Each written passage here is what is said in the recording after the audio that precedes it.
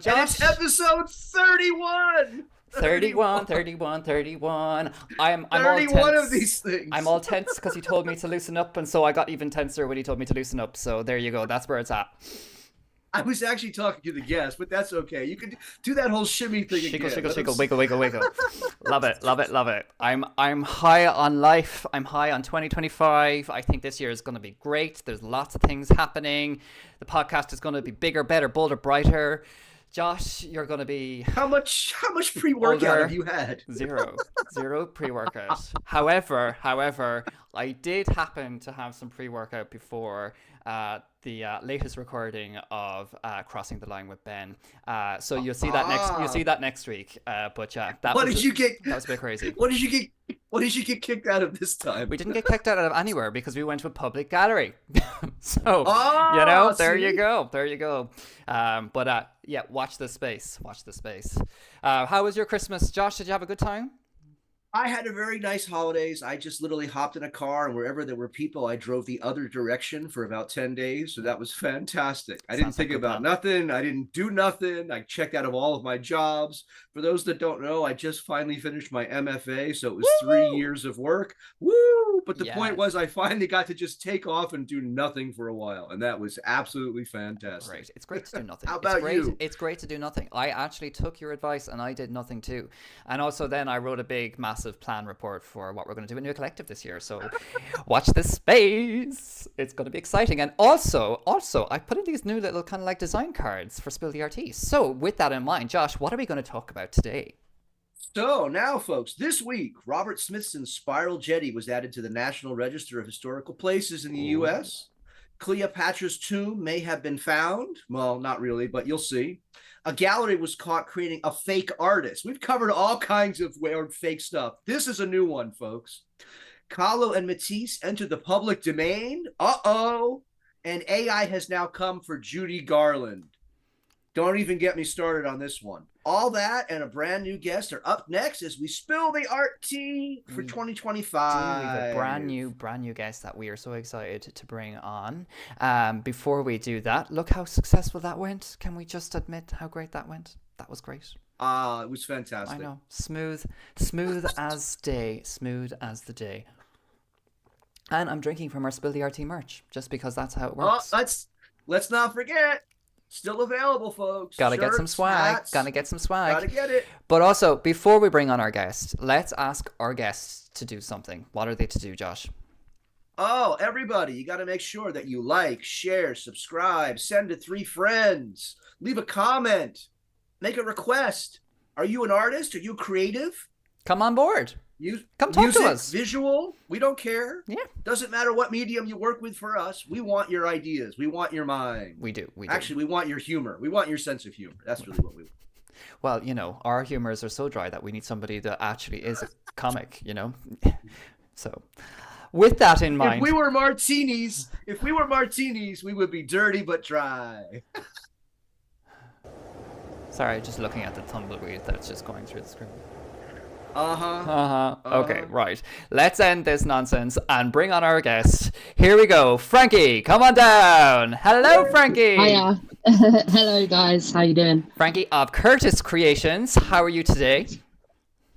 Yeah, doing pretty good. Had a pretty chill day. It was raining so much, I kind of stayed inside. Yeah, it's Did a little bit of drawing, miserable. It's bits freaking and bobs. freezing is what it is. Yes. I was out painting yesterday, and like my fingertips were frozen the whole night. Basically, it felt like it was tingling. I was a bit worried I was going to have frostbite, but Yeah, you see, yeah. it pains to be an artist.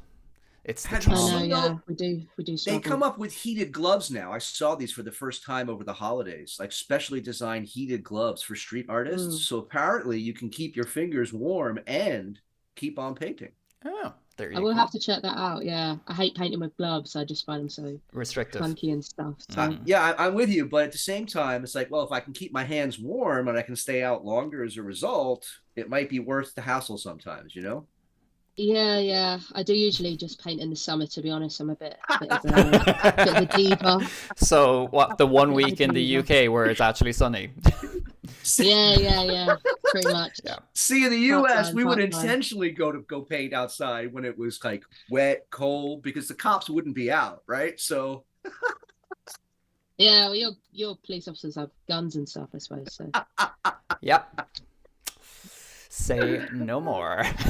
Say no more. And with that in mind, Frankie, we will come and speak to you about all of that work that you've been doing at the weekend and lots more and stuff that's coming up soon. So we will talk to you about that towards the end of the show. But right now, we're going to get on to our first story of the year. Josh, where are we heading first? So we head off to Utah, of all places. And so for those that are not aware, there was this movement back in the 60s and 70s. There was not just this back to the land movement culturally. Within art itself, there was this idea of using land as art. And it was literally called the land art movement. And so Smithson's Jetty is probably the best known piece of this. I think it's really cool because when you look at it from afar, it really is this kind of weird sort of, wait, is that organic? How did that end up that way? And it makes you think in the same way that a piece on canvas or a piece that's a mural would do. It's just much, much larger, right? That's 10 meters wide.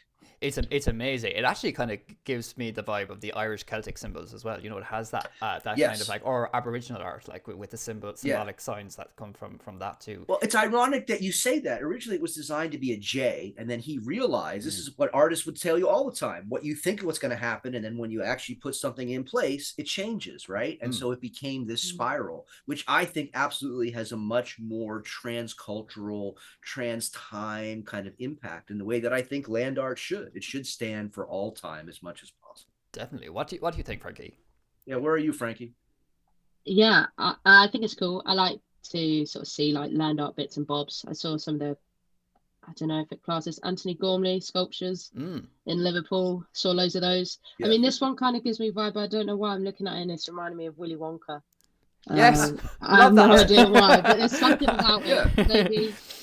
Maybe it's a pink lake, like Chocolate River or something.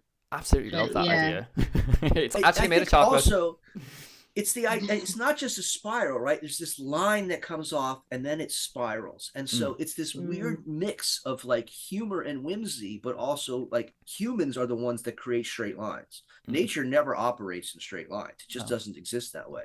And so it's this weird kind of like almost like a middle finger. Kilroy was here, but at the same time, the curves are very sensuous and very organic. Very sensuous. What I do like about what he has managed to achieve here, and it's bringing it on a little more of the serious note, is that he's stopped the oil riggers because it's become a national monument now, and so they've prevented the oil riggers from going in and digging down into the ground to harvest oil, and I think that's kind of cool. For those that are unaware, right, the whole fracking movement in the US is about going down and then going horizontally. And that obviously changes the landscape in different ways. And particularly in the Midwest and the West, that also can set off all kinds of earthquakes and damage things and change things as a result, because you're shifting what's underneath you, right? So the fact that it has now been declared a national part of our cultural heritage means it won't be, messed with, hopefully. No more digging there. No more digging there. But it's very cool, and I think it's great that it's lasted this length of time. It's very cool. Yeah, I think it said 1970, did it? Yeah. Yes. Yeah, particularly in the U.S., where in parts of the U.S., 50 years can literally be antique. So, which is nearly 60 years ago. I mean, oh God, oh geez. Anyway, that's fun. That's fun, isn't it? Thank goodness I'm a 90s baby, so that tea is spilt. Let's not bring up the years anymore. Thank you very much. Okay, so going now back to ancient history once again. As Father Time speaks, right? Going back to Egypt, they thought, well, they've been digging for Cleopatra's tomb. What it comes down to is they found a whole bunch of stuff with Cleopatra on it, but did they actually find Cleopatra's tomb? Well, not yet. And what I found most interesting is we think of Cleopatra as one person, right? She's actually Cleopatra the Seventh. How's that for some playing with your head? Yeah, there you go. How many were there altogether? At least 7. At least 7, but you think, is there any more? I don't know. Oh dear. Well, anyway, this is the smug pursed lips Cleopatra. I kind of, she's that. She's got the Mona Lisa of Egypt. We've had that before. Yeah. Well, look at that, bringing you back to previous episodes. You're such a micro marketer. Is she smiling? Is she pissed? Is that resting what face? I can't say, but it's a similar kind of person, right? Resting biatch face. You can say that. You could say that. I'm not going to say that, but be my guest. What do you think, Frankie? Yeah, I mean, interesting for sure. I didn't look too much into this one, so I mean, I feel like there's not a lot going on behind the eyes there. No, no, there isn't. There isn't. What's really been She's going on? very stony. Really, what's really going on in this story, though, is that as a result of this investigation, this dig, they have found so many more gems, and including some wonderful coinage. So look at all those coins. So this is the Silver Age, right? So a whole bunch of silver coins, all stamped with her face. That's a funny looking silver. It's old silver, right? It's very, very old silver. We're talking thousands of years at this point. But it's still around, still there. Oh my. Okay. And there's a close-up. Because apparently her face is on the silverware. Yeah. So, I don't... Yeah, so whoever finds his stuff, are they going to have like a curse put on them or something? Really? Surely. Well, that's whenever people take gems from tombs, don't they get like a curse put on them? Of course. No. Because they're buried in their customs, and then that's their... Like, I'm pretty sure they're they had gold something for the similar. next life. It depends on where it gets found, right? Like in the UK, you can split the money if it's going to end up being sold for sale, or if a council's buying it to like hold on to it, then as the finder, you get to keep half of the value. I think in you've Egypt, totally it's missed very her different. point. Probably did. You've totally missed her, but that went right over your head, Josh. I think she means was the about point? the customs. You know, it's the custom of taking the money from the tomb or the grave site. Is that what you meant? Yeah, you know, like Indiana Jones, and then maybe like a rock would come down and squish you. Yeah, that kind of stuff. But yeah, you know, he went straight for the capitalism. Josh went straight for the capitalism, for the cultural reparation capitalism. Yeah, not unlike you, Josh. Fair play. Not unlike you. Fair play. Oh, ladies and gentlemen, 2025 is here. Okay, let's move on to some more stolen territories. Yeah, where did this actually... So it's apparently a French or European artist who doesn't actually exist. I'm trying to figure out where the actual gallery is. So this was it's an Australian artist who had an Australian gallery representing her, right? And she gave notice to the gallery, look, I'm no longer going to be represented by you. And they sent her a bunch of puzzling questions, which she answered, I guess, about how her stuff gets mounted and created, which maybe she should not have done. I don't know the full backstory. Turns out, though, so then a year after she leaves the gallery, this other artist who's making work that is exactly like hers, but across the world from France, apparently, right, starts selling through this gallery. And she's like, well, who is this person? And there's no website, there's no images, there's no interview. The person's not available. The gallery's the only place you can get the work. And so as far as this artist is concerned, this gallery created a completely fake artist to sell her work and basically cut her out. You know, you were saying that, like, you know, that the gallery's given instructions. But, like, I suppose most touring exhibitions would receive instructions on how to install their works. And I suppose maybe specifically for this one where, you know, it is the art, you know, that the instructions is the art. Much like Catalan's banana and his masking tape, you know, or his duct tape.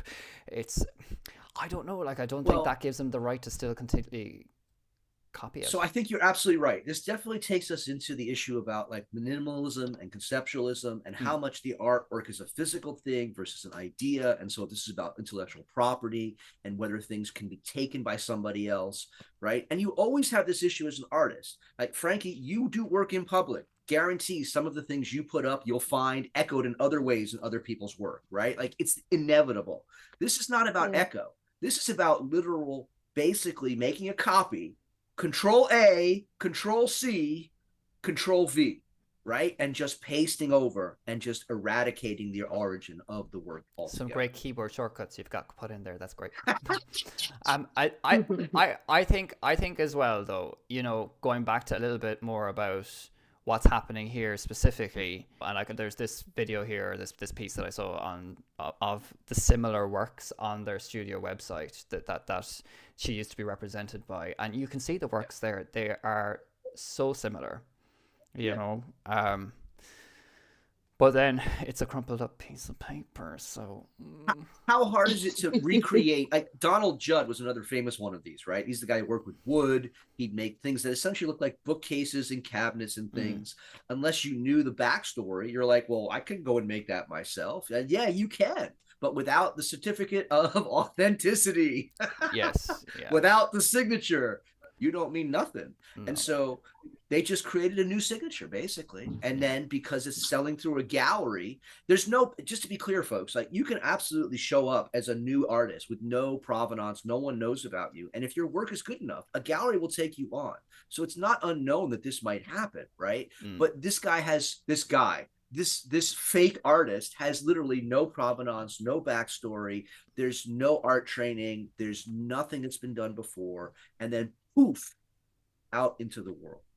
And so that's, I think, what sets off the alarm bells here, and what it means in the context of some of the stories we'll be talking about later on this episode, in terms of like when you start to de-authenticate things and allow the propagation of things without authenticity, you really do open up a can of worms in terms of what that means for people who get paid, for identifying the source of the work.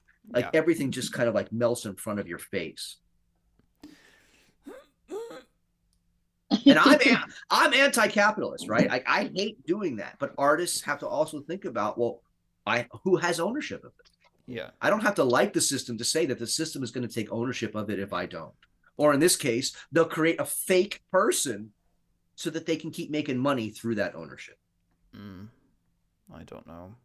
How do you feel about it, Frankie? I mean, yeah, it's tricky, you know. Artists have been stealing from each other for years and years and years. I mean, each story is different. This one does sound different. You know, tons of people do take inspiration from artists, maybe even without realizing. But yeah, this one does sort of seem like a copy and paste.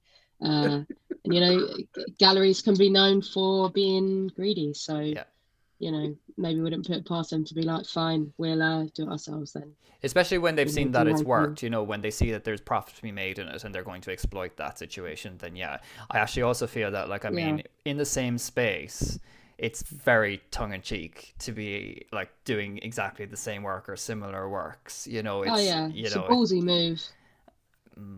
And like, did they get away with it? Well, I mean, it's been publicized, so this is the artist raising the red flag here, right? She's pulling the red card. It doesn't mean that the gallery said, "Look, no, we sent you notice. You're letting us go. Cool. We have another artist who's doing exactly the same work as you, and by the way, we're taking them on." So that from the gallery's perspective, they're like, "We didn't invent anybody. There's another artist," and the first artist is like, "Well, wait a second. Show me what this person has done." And it ain't there.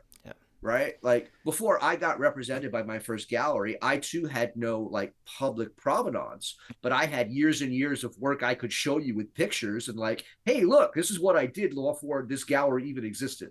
Right? Like I've been making art for a long time. This is not that case. This is not the situation of someone who was like evading the system. It didn't exist. They created it. I mean, we'll see plenty of examples of that after the break. Yes. And we will spill that tea now. And we'll be right back after these messages. Newa Collective, a visual art community, is home to 20 artists and hundreds of their artworks with fresh work added weekly to our online collection at www.newacollective.com. Here you will also find our Newa Journal featuring articles and podcasts, which are also available on Spotify and Apple Podcasts, or wherever you get your podcasts from. Follow us on Instagram and TikTok, like this video, and subscribe to our YouTube channel, where you can also find us spilling tea every Monday in our weekly roundups. And don't forget, we have our brand new show, Crossing the Line with Ben and Eamonn, also coming to you very soon. Now, there you go. See where they get kicked out of next, folks. It's fear of missing art here. Fear of missing art. And see where they get kicked out of next over there. Two streams. 2 streams. We're very good. We're behaving ourselves now because we're going to public spaces, so it's okay. It's all good. It's all good. It's all good. This is your reminder, folks, to get some swag. Get your swag. Swag, swag, swag, swag, swag, swag. We love some swag. Swag, swag, swag. Swag makes the world go round. And why does it make the world go round? Because every little penny that you spend on our swag goes directly into New Collective's artists. That's right, folks. You heard it right. All the way into the running of New Collective, a non-profit organization. Yada, yada, yada. I feel like I'm one of those American politician, like, You fundraising need to style drives. your hair. You're wearing a hat. It doesn't work. I need some curls or something. You need a suit. You need like a loud red tie. Yes, I got it. I got it. I got it. Some pomade so you can have a pompadour. Watch this space. Watch this space. Next week, I will be set for that promo. Okay, watch this space. We also have to get our folks onto doing what? Josh, what should they do? Like, share, subscribe, comment, send it to 3 friends. Sorry, Frankie, that logo goes all the way over your face. I really do not mean that to happen. But you know where else is one supposed to put it? Like, you know. I feel like I'm not touching that one either. Let's hope this Sorry, is a little Frankie, bit more cultural. I stepped on. Poor Frankie. Frankie's been absolutely driven demented already from your issuings, Josh. You should, relax now. Come on. Be nice. Be nice. Put him back in his cage. Yeah, back into. We put some bars over you there. Come on now. Relax. Build the wall. Right. Let's move on to our next story. So I guess for this one, we just kind of moved to the United States in general, or maybe world IP, speaking of intellectual property. So for folks that are not aware, copyright grants you ownership of your intellectual property, but only for a certain amount of time. I think it's usually 75 years, but that can possibly be extended for another 20 years or something. And so what that means is, based on when your work goes into the public domain, depends on when it first entered the world, right? Yes. So plenty of artists who are now long dead, guess what? Now their work is available for anybody to remix, to use, to take, have whatever they want to do with it. It's now available, including Henry Matisse and Frida Kahlo. It's Happy Public Domain Day. It's not just the 1st of January. It's Happy Public Domain Day. So if you want to create that poem or that story or write that play based on somebody else's work, now's your chance. Now you can, yeah. And so I would expect now you're going to start to see Henry Matisse, his works, and Kahlo's works show up all over the place in terms of like textiles. You're going to see them on TikTok. You're going to see them, well, maybe not on TikTok, but you're going to see them on Instagram. You're going to see them, like, I'm sure there'll be porn movies with Frida Kahlo now as one of the, parts of the film. Like, because this stuff becomes now available, you can't be sued for using it. Oh dear. Okay, right. Well, there is a point on that with Frida Kahlo, because her estate has trademarked elements of her name and what she said and different visuals and her own self-portraits, etc. So there is an extended licensing thing with that. So it's not specifically completely black and white. But the deal with trademark, at least in the US, is if you remix, you can go around the trademark issue because you're using it for artistic license. And that's the whole point. So you could take Kahlo, take whatever they think that they own, but if you tweak it enough so it no longer is the original and in fact is a new artwork, that's what the judges have said. Good luck. And what have we learned from this episode, ladies and gentlemen? It's that Josh will find a way. Ain't about me. Frankie, have you got all of your work trademarked? No, not really. I mean, I've even copied like some of sort of Frida Kahlo's work, I'm pretty sure, and sort of recreated it in my own style. Paying homage, you do tend to copy a lot of artists when you're younger. Yeah. But yeah, like I redo it, I suppose. But yeah, it's pretty interesting, I suppose. But people been copying this stuff for years. Yeah. But what you're talking about is exactly the dividing line. While something is still under IP protection, right? You can use it, but it needs to be different enough that it's not just a reproduction of the original. When something has fallen out of this and is now in public domain, no. So like if you're a writer and your book was protected from being used by other people, there's a whole business on Amazon where people grab books that are in the public domain. They basically create their own cover art. And then they just upload the same book that already exists. That's why if you go searching on Amazon, you'll find 500 different copies of the Bible. It's the same Bible, but everybody took the file, made their own version of it, slapped it back up, and they figure, well, a certain number of people that are looking for the Bible will buy mine. Absolutely. And You and see that so in t-shirts now as well, though. Even simpler yeah, than that. It's just throw a print on, like, you see it in Primark and in like yeah, Walmart over there in the States. yeah. And like with all of the prints of the artists that have gone beyond the copyright. Yes. Yes. So in the same way that in the last few years, artwork from bands started showing up on people's T-shirts, right? Mm, That was both culturally bringing back the past as happened, 70s and bell bottoms, whatever. But also when stuff falls out of protection, it can then be used very easily. And so if I'm doing a drop shipping operation and I mm. know people want textiles, I don't have to pre-make anything. You like Frida Kahlo, you buy Frida Kahlo on my website, poof, off goes a Frida Kahlo T-shirt for you. And this is like the gig economy, right? This is how people try to pay their bills. I'm not saying I like any of this, but I think it's a natural byproduct of a system that encourages people to try to make money every way they can. And particularly through the use of AI and automation and all that kind of stuff, guess what? People are going to try to do that. And this stuff kind of falls out of protection and into public ownership. So how do we like protect it, or should we protect it, or what what should we be doing about it, or can we do anything about it? Probably can't. But... I doubt it. Yeah, I feel like the stuff that's like it's so iconic. There's Mm. nothing you can do to sort of stop. It's like people have been copying sort of Disney characters and stuff Yep. like that. You Yep. can't stop it when it's so big and iconic. There's no Mm. way, really. Yeah. Well, that's to give a preview of the follow-up to this next week.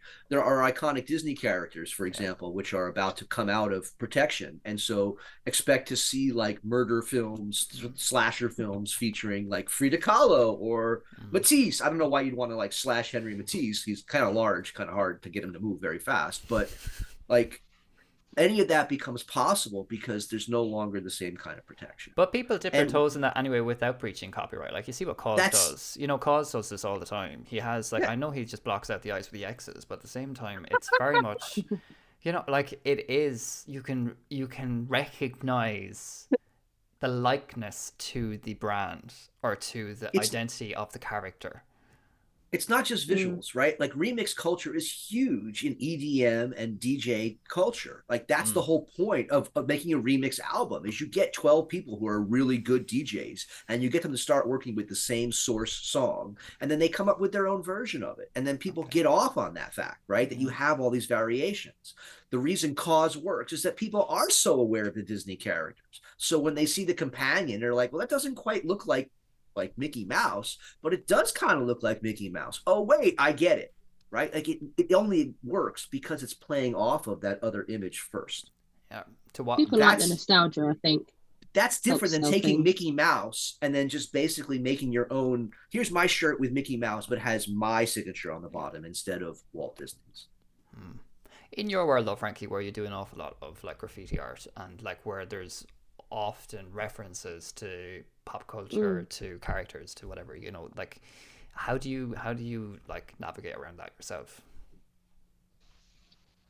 I mean, I guess it's tricky with graffiti and stuff. I think it's when you start selling and making a profit from things. Yeah. That's when maybe it would sort of become an Yes. issue. I always try when I do recreate stuff, which isn't very often. I do try and do it sort of in my own style, paying homage to it because I mean the reason I started drawing anyway was because of cartoons, Disney films, and all that sort of Absolutely. stuff that I used to watch. So Right. you got to pay homage to it somehow, I suppose. Yeah, no, I think Well, that's so true.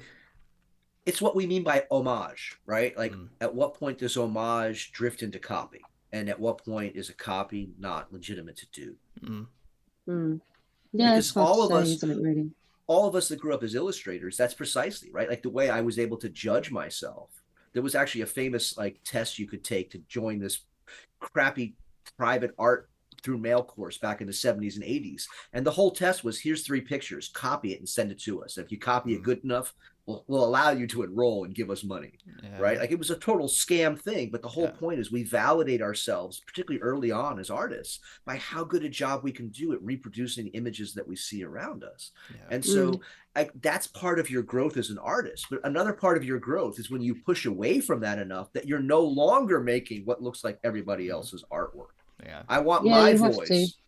You have to get your own style. I've seen so many people lately on Instagram, like Reels, Basquiat. Yes. all of them. Yeah. Basket phones, so many, all exactly the same. And I'm like, Yeah. take inspiration and then do your own thing with it. Like, Absolutely.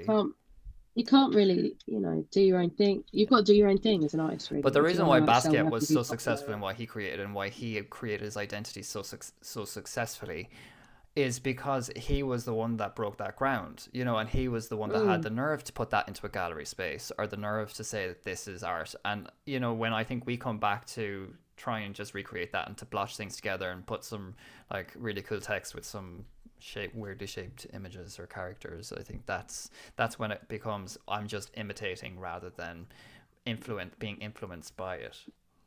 I think you have to make a distinction between decorative art and what high art is trying to do, right? Yeah. Decorative art is actually aiming to reproduce what they know the audience wants. So they're not trying to push the edge. They want the fine artist to push the edge, and then whatever works best, they want to do again themselves over and over again.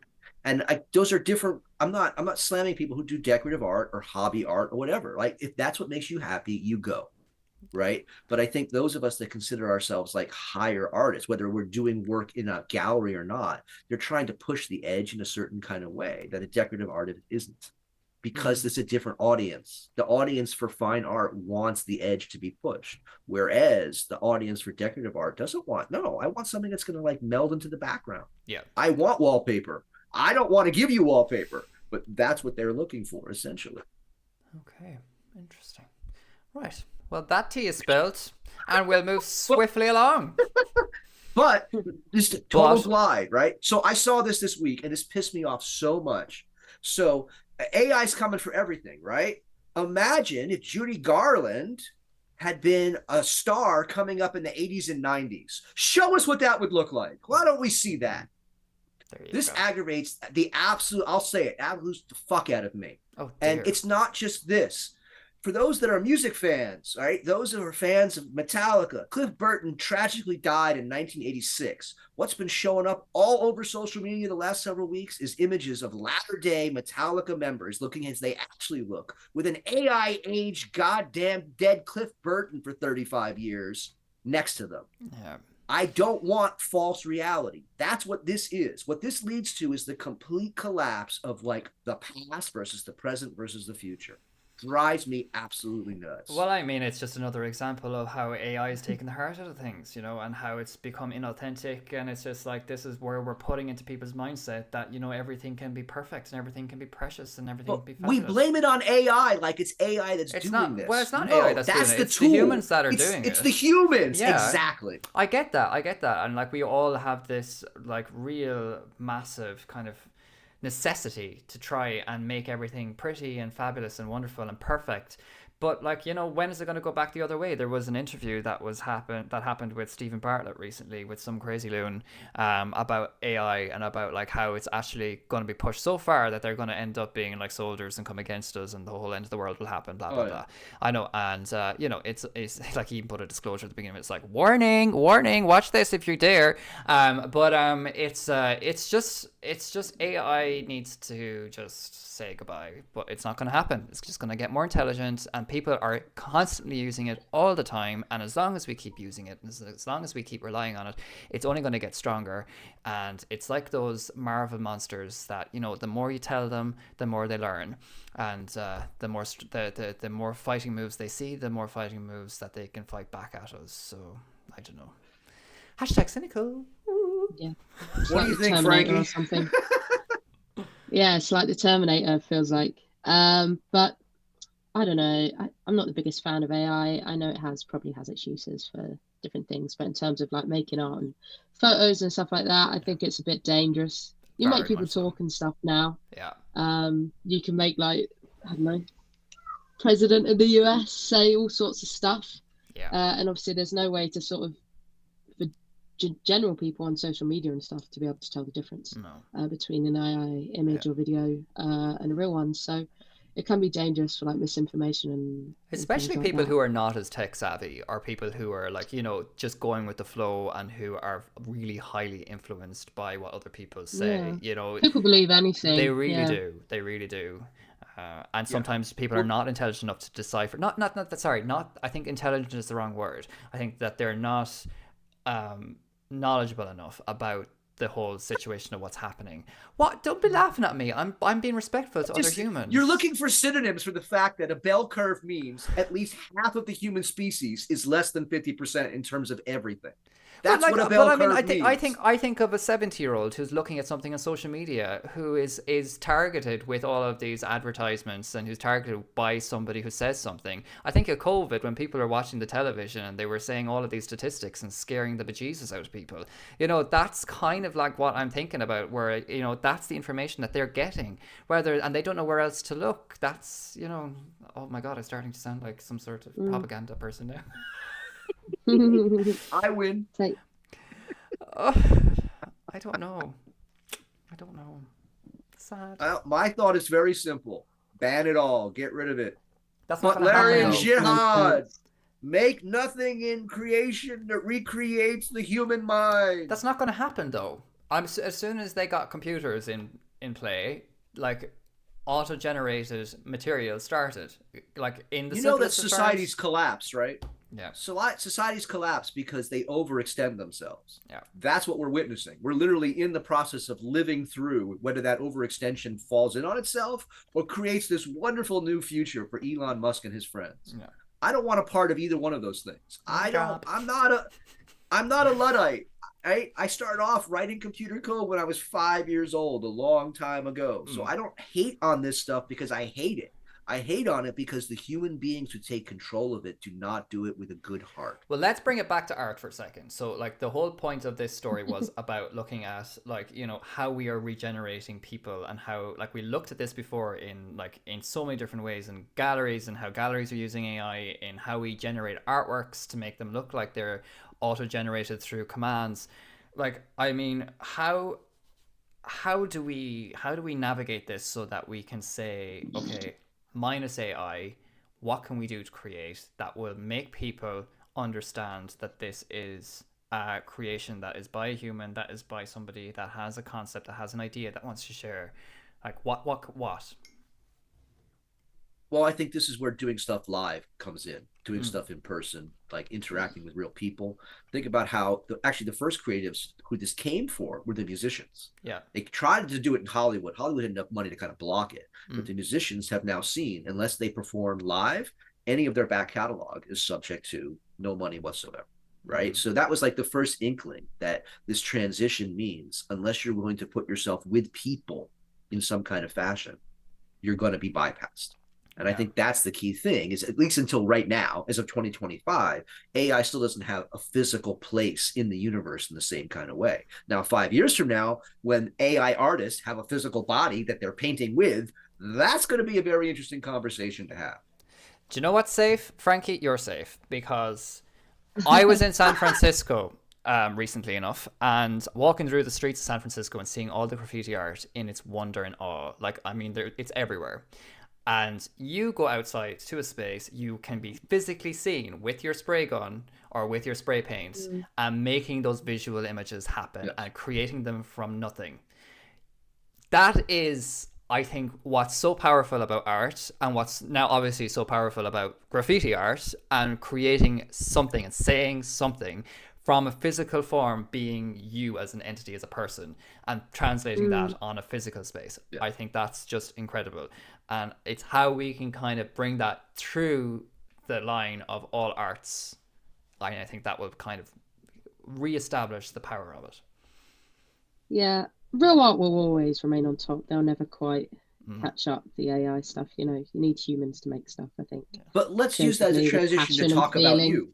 Yes. But let's, right. But so when you're doing that, right, people interact with you, right? You're not just off in a room by yourself. People talk with you, people take pictures of you, people interact with you. It's a different experience of what an artist is. It's not the little genius just in the room by herself. Yeah. People love watching. People love watching me draw and create. I do a lot of live art events and stuff like that. So tell us more about you. So I am an artist based in Southeast London. I mostly paint murals and I create art installations. I do doodle art like this, a lot of black and white monochrome stuff, but also color. I do digital work, I do animation, I customize clothing, drawn on my car. I sort of do a bit of everything, which I think you need to do if you want to get into art and sort of do it full time. Absolutely, and not being afraid of being able to translate to different things. Yeah, of course, and it's fun as well. You might find something new that you love doing, even more than the thing that you thought you did. Here is an image that you sent us. Can you explain what's going on here or what's happening? All I could see when I saw this immediately, I just thought of Catalan's banana and how cool that was, to kind of how you kind of made that your own, how cool that connection is. But pew pew yourself. Yeah, I've been drawing bananas as long as I can remember. I actually did it before it was cool.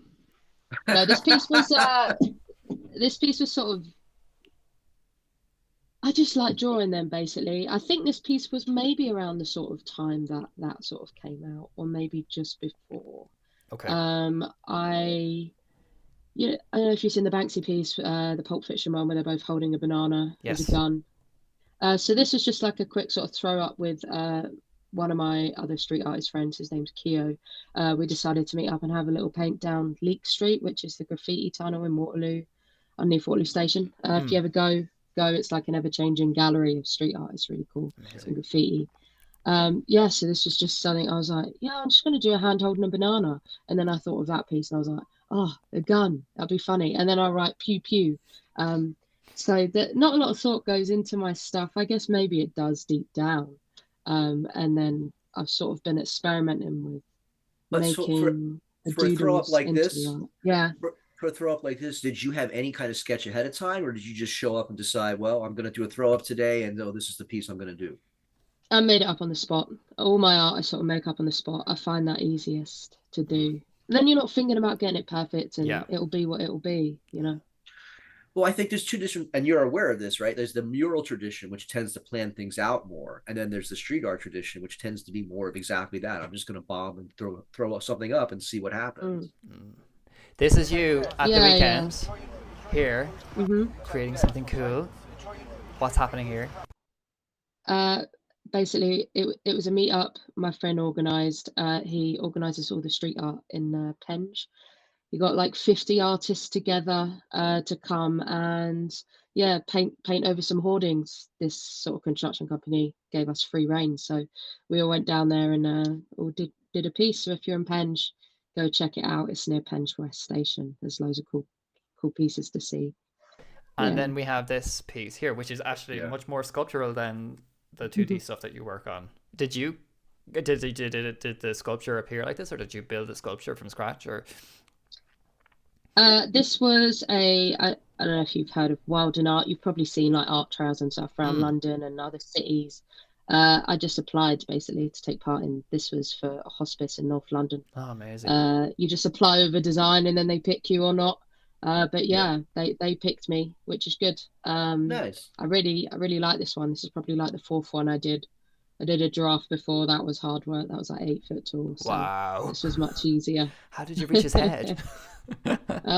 Just a ladder, I guess. But this one was much easier, being smaller and wider, and I don't have to crawl between the legs. So it helps. It really does. We have this piece too, which is also really cool, really loud. Love it. I did an art residency last year at the Bankside Hotel in Blackfriars. So I made about, I think, 30 or 40 pieces. This is one of them. My niece loves the nursery rhyme, Five Little Ducks. So there's 5 little ducks on top, 5 little ducks on the bottom. I just spray painted the back, and then I thought, I had the speech bubble canvas, and I was like, what? I was like, oh, do a duck. And I was like, oh, stick rubber duckies on there. That'd be funny. So I like to experiment with different ways to make art and just sort of make it unserious and fun for people. Yeah, it's a really it's really brazen, in a cool way. It's very loud and in your face, and it's exactly what you needed to say, and it's just fun. I just love how fun it is. Love it. Yeah. Have you any work coming up, or have you got any sort of exhibitions coming up? Yeah, I'm doing another sort of street art group exhibition in Leek Street again on Saturday the 11th of Jan. Amazing. So there's free tickets on Eventbrite. You can come along, see some of the artists. They're all selling original pieces and like other bits and bobs as well. That's good. But yeah, I think there's like 80 of us, maybe. Wow. Loads of us. Yeah, so we've all got one piece each, so there'll be lots of like different pieces and different varieties to see, and we'll all be there as well on the opening night to so you can come and meet us. Have a if you want. chat. Cool. Yeah, no, we'll chat. we'll put the link of that into the bio so that you can go check that out and get some tickets to see it, even though it's free. That's brilliant. Free art. Yeah. How cool is that? Free It's what art. we love. Yeah, Yeah. Street art's got to be free, isn't it, really? It really has. And how can people keep track of what you're doing? You can give me a follow on, all the usual suspects, TikTok, Instagram, Twitter, X, What? Facebook, everything. CurtisCreationz with a Z at the end instead of an S because I'm an idiot. But yeah. No, you're that's, cool. That's you're where cool. you You're can see hip. everything. You're hip. You've got this. Yeah. You've got If you this, search you've it, got you'll this swag find factor. everything you need. Brilliant. You only yeah. did one Z. If you had done like 3 Zs, then we would say, well, maybe. But, Yeah, start adding in like dots and underscores and all that, make it even more confusing. Well, Short and sweet, yeah. Frankie, you've been like an absolute dream, and we've learned so much about you as well throughout the whole podcast, which is great. So thank you so much. guys. Thank you so much for coming on and talking to us Thanks about for having me. your work and about your influences and where you come from and what your art's about. It's really great, and it's great that you're still making all the time, and that's cool. So we're gonna all follow you at CurtisCreationz with a Z, with a Z, and send a follow. In your case. Send a follow to CurtisCreationz and keep in touch with all of the things that you are getting up to in the future. We are so excited to see what that might be, and we will keep in touch. So thank you, Frankie. Woo, Thanks, guys. Thank you. Unfortunately, that's all the time we have for our first episode of 2025. But 32 is coming up. 32 is coming up, and before we go, Josh, do you want to remind them what they have to do? Like, share, subscribe, comment, send to 3 friends, buy some swag. Do it all. Don't block Frankie with the buzzer. Just get it all out there. You gotta love it. Send us a message that you want to be a guest. Yeah, totally. Tell us what you like. Tell us what you don't like. Yeah. Tell Eamonn he needs to be funnier. All that kind of stuff. Right. Well, coming up next week, Eamonn's solo performance of Spill the RT. And unfortunately, everyone, that is all the time we have for today. Thank you for joining us, Frankie. Thank you, Josh.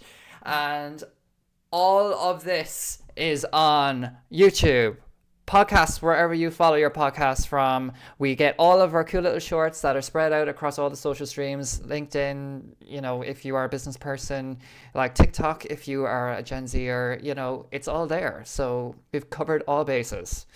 That's all for us. See you next time on Spill the RT. Bye.